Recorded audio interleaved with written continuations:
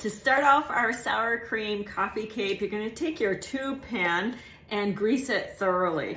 Ours has a removable base, which is going to make it super easy. If you're using it for making angel food cake or cakes like this, you'll love it. So I have what I call baker's ease. It's an equal blend of shortening, flour, and vegetable oil. So I am using gluten-free flour in my baker's ease, and you're just going to go ahead and brush the inside and the outside liberally. This is what you do instead of greasing and flouring. And I don't recommend that you use non-stick cooking sprays because they are difficult to clean and they can really wreck your pans over time. So just use this when you make it up. It will last for several months in the fridge. I usually make enough that I think that I can use over a month's time, and it's wonderful for brushing onto all of your baking pans. When you're baking, especially a cake like this, creaming your sugar and your butter is really important. So I've got a stick and a half of unsalted butter with my granulated sugar. And one of the things that I love about our Pampered Chef Deluxe stand mixer is it has presets. So I'm turning the dial to the cream setting, and I'm simply going to agree with it for 2 minutes and 50 seconds. Hit start. It will be the perfect texture every time.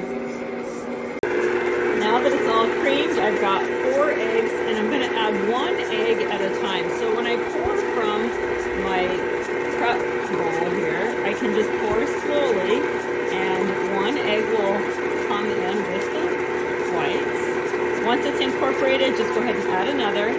You want your eggs to be at room temperature along with your sour cream and of course the butter. So I set both of these out about an hour before I wanted to start.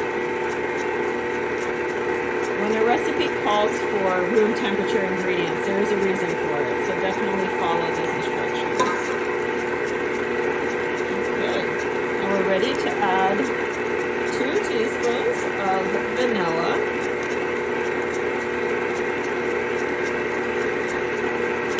And I have the sour cream. So I'm just going to pause this for a sec. We'll lift it up.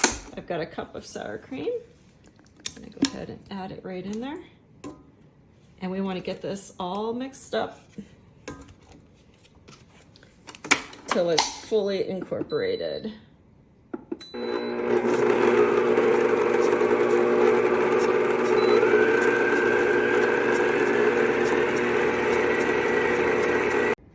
Since my coffee cake is gluten-free, I am using the King Arthur Measure for Measure gluten-free flour blend. I love this. It already has xanthan gum in it, so you don't have to add that separately.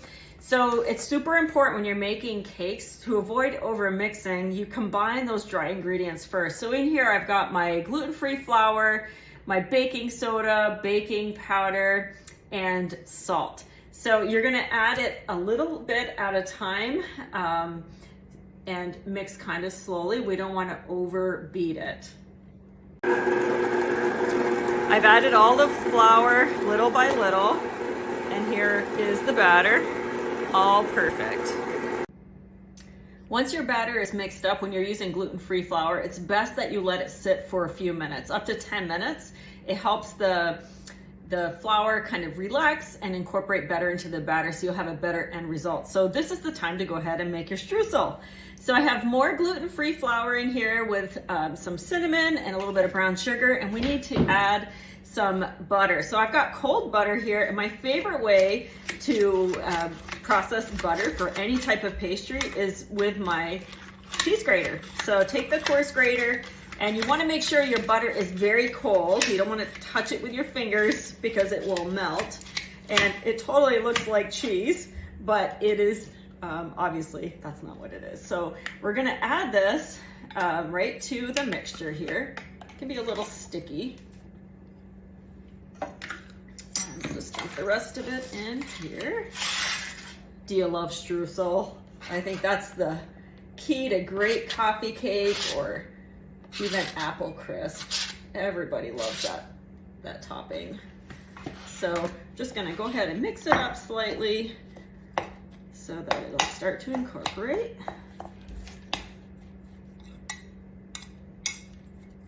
Okay, now let's get the nuts processed. So I've got 3/4 of a cup of pecans rather than walnuts. That's what I prefer. So I'm just gonna use my food chopper. I like to chop these pretty finely for something like streusel. So just punch it, and then when you twist off from the top, you can just dump it in without losing them all over. So here we go, do the last batch. If you want to toast your nuts before, you can. It just adds a little more flavor.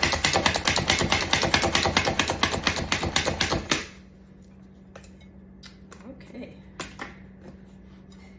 So there is our nut streusel.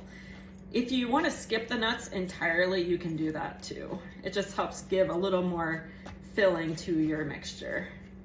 Okay, just like that. For our next step, we're going to take half of the batter and put it into the tube pan. And then we'll put the other half over the top of the streusel. So you can just eyeball this. And then just spread it around with the back of your scraper.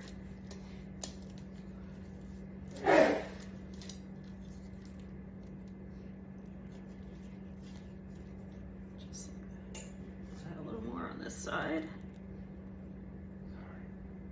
Okay, now we have the streusel, and you're just going to pour it over the top of your batter, nice and even. I'm going to do all of it. Just kind of even it out. The streusel is everybody's favorite part. Classic part of a coffee cake. Okay, now we're just going to top it off with the rest of our batter. This will be perfect for your next brunch, any gathering. And if you're cooking for just 1 or 2 people, and this is too much cake for you, things like this freeze really, really well. Okay, some batter here. Okay, just spread it over. And try to be gentle so that you're not bringing up the rest of your streusel. We just want to cover it completely. Get right to the center post area. Just like that. It's almost like you're sealing it in.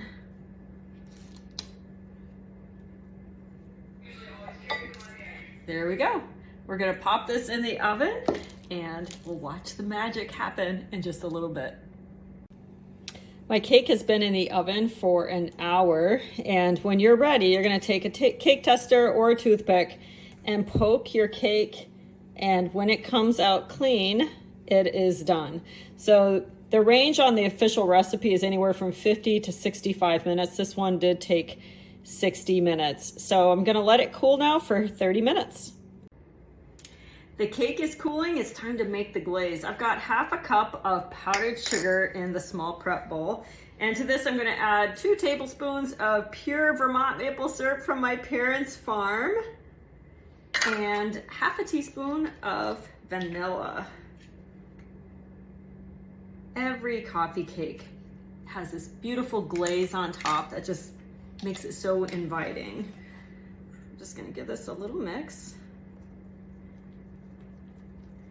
It always looks like you're gonna need a lot more liquid when you're making glazes, but trust the process until you're finished mixing, because powdered sugar completely soaks everything up. So this is a nice glaze, got that maple glaze. Perfect, see how drizzly that is? If you need to make it thicker, you can add another spoonful of powdered sugar, or you need it to be a little thinner, you can, in this case, add just a touch of milk, plant-based or regular milk is fine. Okay, so now we're ready to remove the pan, the cake from the pan. So this little releasing tool will come with your tube pan. So run it all the way around the outsides. Now it's releasing really well because I greased it in the beginning. You're gonna go all the way around. And then you're also gonna take it and run it along the inside post. We wanna make sure nothing is going to stick when we flip this out.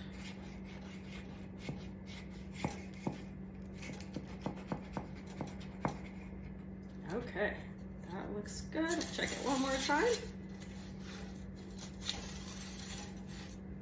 All right, now here's the magic.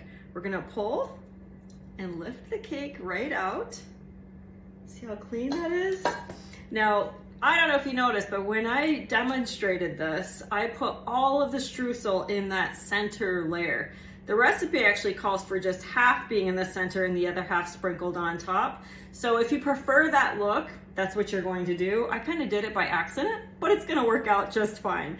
Now, when you use this little tool here, one side's rounded, so the flat side is what I'm going to make sure is against the cake. I'm gonna run it along the bottom just to make sure it's loosened all the way around. And my cake is rotating, so that tells me that it is not stuck. See that? Okay, now here's the tricky part. I'm gonna take a plate. I want this side to be upright. So I'm gonna take a plate, I've got it centered here, and very carefully, you're going to put your hand on the bottom and then flip it over. It releases well. And now we want this to be on the bottom. So I'm gonna use the wooden cake pan. I'm gonna center it. And I'm not gonna put a lot of pressure. I'm just gonna do a quick flip. And that's how you get your cake on your cake pan. So it's ready on this platter just like this if you want, but if you want it to be dramatic and have the pedestal, here's a quick way to do that. So your wood cake stand comes with two platters and a removable post. So it all comes apart for easy storage. Now, if you want to screw this into the bottom, here's what you do. Just bring your cake pan over the edge of your counter, and you're gonna put that post in the center. You'll be able to feel it. Just have your finger on the center part, and then you're gonna start rotating. And very carefully, you'll see you'll start to attach. And now I'm just gonna rotate until it's all firm.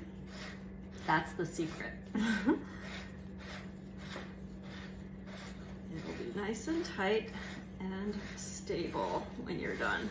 You can use this cake stand for other things too, like charcuterie, so you can kind of see how that stand is there? It elevates and gives a nice presentation. Now is when you add your glaze. So I'm gonna squeeze my silicone prep bowl and very gently add the glaze.